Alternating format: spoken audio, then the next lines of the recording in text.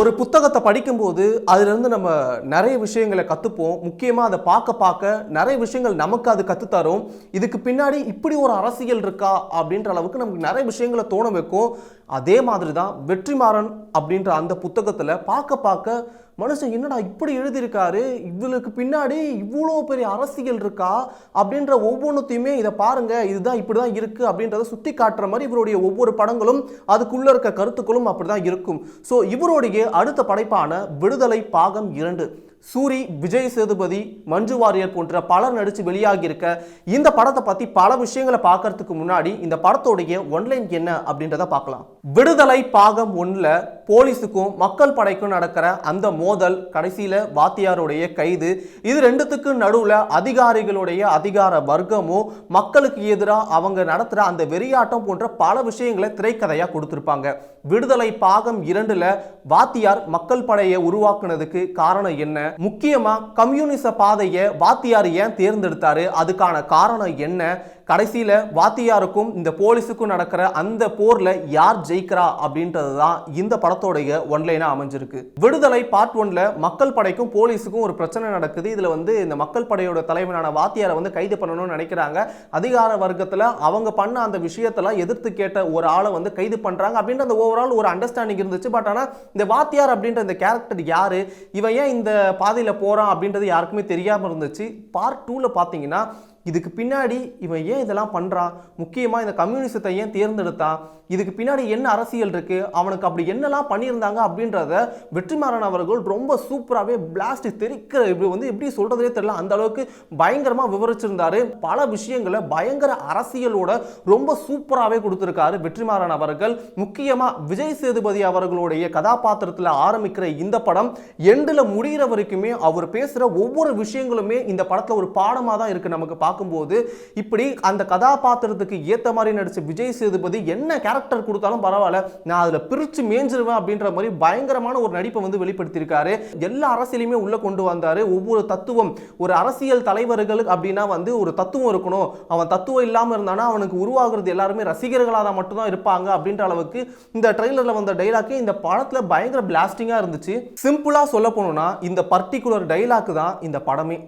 ஏன் அப்படின்னா ஒவ்வொரு வாட்டியும் ஒவ்வொரு அரசியல் தலைவர்கள் சாகும் போதும் அவங்களுக்கு பின்னாடி இருக்க இவங்க குடும்பம் யாரு, இவங்க என்ன சாதியினர், இவங்க என்ன ஆளுங்க அப்படின்ற மாதிரிலாம் நிறைய விஷயங்கள் இருக்கும். பட் ஆனால் இதெல்லாம் தெரியாமே ஒருத்தன் இறந்துட்டான் அப்படின்னா அவன் தத்துவத்தை எல்லாருமே எடுத்து பேசுவாங்க அப்படின்றத ரொம்ப அழகாக வேற லெவலில் சொல்லிட்டாரு வெற்றிமாறன் அவர்கள். அந்த அளவுக்கு ரொம்ப பெரிய விஷயத்தை சூப்பராக மக்கள்கிட்ட டெலிவரி பண்ணியிருக்காரு வெற்றிமாறன் அவர்கள். இது மட்டுமே இல்லாமல் இன்னொரு டைலாக், உண்மை அப்படின்றது முழுமை, தகவல் அப்படின்றது உனக்கு தேவையானதை நீ சொல்றது அப்படின்றது ரொம்ப சூப்பராக இருந்துச்சு. அந்த சீன் வைஸாகவும் சரி, அதை நரேட் பண்ண விதம், அதாவது விஜய் சேதுபதி அவர்கள் நரேட் பண்ண அந்த விதமும் ரொம்ப சூப்பராக இருந்துச்சு. உண்மை அப்படின்றது என்ன அப்படின்னா, ஒரு குண்டு வெடிப்புன்னு வச்சுக்கோங்க, கோவையில் குண்டு வெடிப்பு, 22 பேர் பலி அப்படின்னு வச்சுக்கோங்களேன். அந்த இடத்துல என்ன நடந்துச்சு, முக்கியமாக அந்த இடத்துல யார் அட்டாக் பண்ணா, அந்த இடத்துல போலீஸுக்கு என்ன ஆச்சு, போலீஸ் எப்போ வந்தாங்க அப்படின்ற எல்லாத்தையும் சொல்கிறது தான் உண்மை, அதுதான் முழுமை. ஆனால் இந்த இடத்துல கோவையில் குண்டு வெடிப்பு 22 பேர் பலி அப்படின்னு வெறும் மொட்டையாக நம்ம பார்த்தோம் அப்படின்னா இது வெறுமே ஒரு தகவல் தான், இது அவங்களுக்கு தேவையானதை சொல்கிறாங்க அப்படின்றத அந்த சீனில் அதை எப்படி சொல்லணுமோ அது ரொம்ப சூப்பராக ரைட்டிங்லேருந்து ஸ்க்ரீன் பிளேலேருந்து இந்த இடத்துல விஜய் சேதுபதியோடைய நடிப்பு எல்லாமே சூப்பராகவே இருந்துச்சு. பார்க்கும்போது இதுக்கு பின்னாடி இப்படி ஒரு அரசியல் இருக்கா, இவ்வளோ இருக்கா அப்படின்ற அளவுக்கு தான் எனக்கு பார்க்கும்போது பர்சனலாக ஃபீல் ஆச்சு. இந்த மாதிரி இந்த படம் ஆரம்பத்துல இருந்து எண்டிங் வரைக்குமே வாத்தியாரா வர விஜய் சேதுபதி பேசுற ஒவ்வொரு வார்த்தைகளுமே ஒவ்வொரு பாடமாக தான் நமக்கு இருக்கும். ரைட்டிங்ல அந்த அளவுக்கு ரொம்ப ஸ்ட்ராங்கா வெற்றிமாறன் அவர்கள் எழுதியிருக்கிறது பீக் லெவல்ல போயிருச்சு. இதெல்லாம் தாண்டி இந்த படம் என்னதான் டைலாக்ஸ் வைஸா செம ஸ்ட்ராங்கா இருந்தாலும் விஜய் சேதுபதியோட நடிப்பு ஒரு பக்கம், இன்னொரு பக்கம் சூரி ஃபர்ஸ்ட் பார்ட்ல எப்படி அவருடைய டிராவல் அதிகமாக இருக்குமோ விஜய் சேதுபதியோட டிராவல் கம்மியாக இருக்குமோ அப்படியே ஒரு ஆப்போசிட் சேஞ்ச்.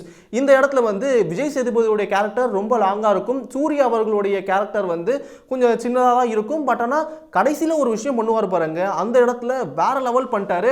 அந்த இடத்துல எனக்கு பர்சனலாக என்ன தோணுச்சு அப்படின்னா, சூரி விஜய் சேதுபதியோடைய அந்த தத்துவத்தை எடுத்துக்கிட்டாரு, அவரா நெக்ஸ்டா பண்ண போறாரு. அதாவது சூரியன் எழுச்சி இடத்துல ஆரம்பம் ஆகும் அப்படின்ட்டு நான் பர்சனலாக நினைக்கிறேன். அந்த படத்தில் சூரியன் எழுச்சி அந்த மாதிரிலாம் எதுவுமே காமிக்கல. இதெல்லாம் தாண்டி இந்த படத்துல இந்த மாதிரியான விஷயங்கள் எல்லாமே ரைட்டிங்ல இருந்து ஸ்கிரீன் பிளேக்கு ரொம்ப அருமையாவே வெற்றிமாறன் அவர்கள் கொண்டு வந்திருக்காரு.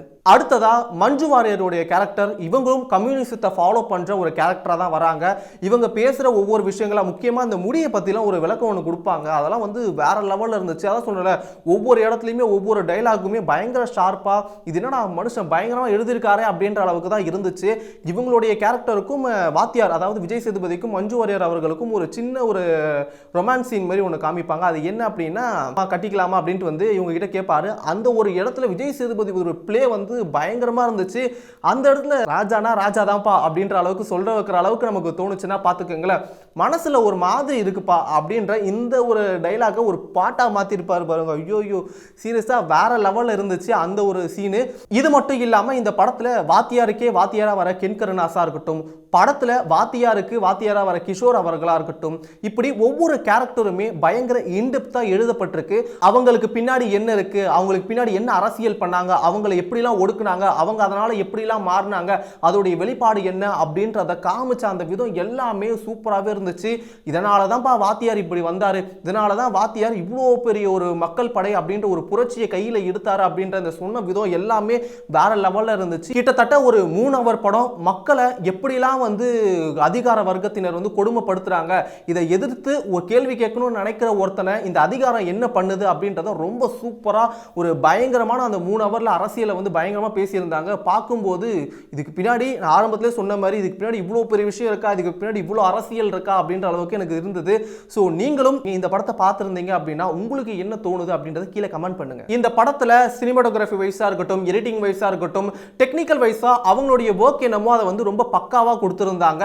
எந்த ஒரு இடமுமே இது இப்படி பண்ணிருக்கலாம்ப்பா, இது இன்னும் கொஞ்சம் இப்படி பண்ணிருக்கலாம்ப்பா அப்படின்ற சொல்ல வைக்கிற அளவுக்கு எனக்கு பர்சனலா ஃபீல் ஆகல. பட் வெற்றிமாறன் அவர்கள் உண்மையாவே அவர் என்ன சொல்லணும், அவருடைய கருத்து இதுதான் அப்படின்றத ரொம்ப தெள்ள தெளிவா சொல்லிட்டாங்க. ஆனா இது ஒரு மிகப்பெரிய அரசியலா பேசப்படும் நான் பர்சனலா ஃபீல் பண்றேன். ஏன்னா ஒவ்வொரு இடமுமே நிறைய அரசியல் பேசியிருக்காங்க. இவர் என்ன ஓவராலா சொல்ல வராரு அப்படின்னா, இந்த அதிகாரத்தில் இருக்கவங்க அவங்களுக்கு கீழே இருக்கவங்கள பயங்கரமாக ஒடுக்குறாங்க அப்படின்றது. இன்னொரு பக்கம் வந்து ஸ்டார்டிங்கில் பார்த்தீங்கன்னா ஒரு இந்த பண்ணையாரெலாம் சொல்லுவாங்களா, அவங்களுக்கு கீழே இருக்கவங்கள எப்படி ஒடுக்குனாங்க, அதுலேருந்து கென் கருணாஸ் வந்து என்ன ஆனார், அதுக்காக விஜய் சேதுபதி கேட்க போயிட்டு அவருக்கு என்ன ஆகுது அப்படின்றத காமிச்சிருப்பாங்க. அதே மாதிரி இந்த ஃபேக்ட்ரியில் தொழிலாளர்கள் படுற கஷ்டம், அதில் என்ன பண்ணுறாங்க, அப்போ கம்யூனிசம் எப்படிலாம் வந்து அங்கே இடத்துல ஒர்க் ஆகுது, அப்போ கம்யூனிசத்தை எப்படி இவர் தேர்ந்தெடுத்து அதுக்குள்ளே இவர் எப்படி வராரு, அந்த நடுவில் நடக்கிற பாலிடிக்ஸ்க்குள்ள இவர் எப்படி சிக்கி இவர் எப்படி அந்த வாத்தியார் கேரக்டர் பயங்கரமா ஒரு பெரிய கேரக்டரா மாறுறாரு அப்படின்றதெல்லாம் காமிச்சதெல்லாம் வேற லெவல்ல இருந்துச்சு. பட் ஆனா இப்படி ஒவ்வொரு விஷயமே ஒவ்வொரு இடத்துல போகும்போது ஒரு டாக்குமெண்ட்ரி ஃபீல் ஆன மாதிரியும் ஆரம்பத்தில் இருந்துச்சு. ஸோ இது மட்டுமே இல்லாம இதுக்கப்புறம் இவருக்கு நிறைய முத்திரை கூட குத்தப்படலாம். இவர் வந்து இந்த மாதிரியான படம் எடுக்கிறவர் தான், இவர் வந்து இப்படிதான் பண்ணுவாரு, இவர் வந்து இதை தவிர வேற எதுவும் தெரியாது அப்படின்னு நிறைய பண்ணலாம். இந்த படத்துல இருந்து நிறைய அரசியலை சொல்லலாம். ஸோ ஓவராலா வெற்றிமாறன் அவர்கள் சொல்ல வந்த அந்த விஷயம் ரொம்ப அருமையாவே தியேட்டர்ல ஒர்க் அவுட் ஆயிருந்துச்சு. 3 hour படமா இருந்தாலும் ஒரு சூப்பரான ஒரு படமா இந்த படம் அமைஞ்சிருக்கு. கண்டிப்பா தியேட்டர்ல பார்க்க வேண்டிய எக்ஸ்பீரியன்ஸ் பண்ண வேண்டிய ஒரு படமா இந்த படம் அமைஞ்சிருக்கு. இவங்க என்னதான் ஏ சர்டிபிகேட் கொடுத்திருந்தாலும் நிறைய விஷயங்களை பிளர் பண்ணிட்டாங்க. அப்ப எதுக்கு இந்த ஏ சர்டிபிகேட் கொடுக்குறாங்கன்னு எனக்கு தெரியல. சரி, ஓவராலா இந்த படத்தை கண்டிப்பா பாருங்க, பார்த்துட்டு நீங்க எப்படி இருக்குன்னு சொல்லுங்க. முக்கியமா இந்த படத்தை யாரா பார்த்துருந்தீங்கன்னா இந்த படம் எப்படி இருக்கு அப்படின்றத கீழே கமெண்ட் பண்ணுங்க. பொல்லாதவன், ஆடுகளம், விசாரணை, வடசென்னை, அசுரன், விடுதலை 1, 2 ஓகே, கரெக்டாக தான் வச்சுருக்காங்க பேர், வெற்றிமாறன் தான். ஸோ இன்னைக்கு நம்ம என்னவா இருக்கோம் அப்படின்றது முக்கியம் இல்லை, நாளைக்கு நம்ம என்னவா மாறுறோம் அப்படின்றது தான் முக்கியம். ஸோ இதே மாதிரி வேற ஒரு மூவி ரிவ்யூவில் சந்திக்கிறேன். Bye from Vignesh Vicky. செய்திகளை உடனுக்குடன் தெரிந்து கொள்ள உடனே சப்ஸ்கிரைப் பண்ணுங்க.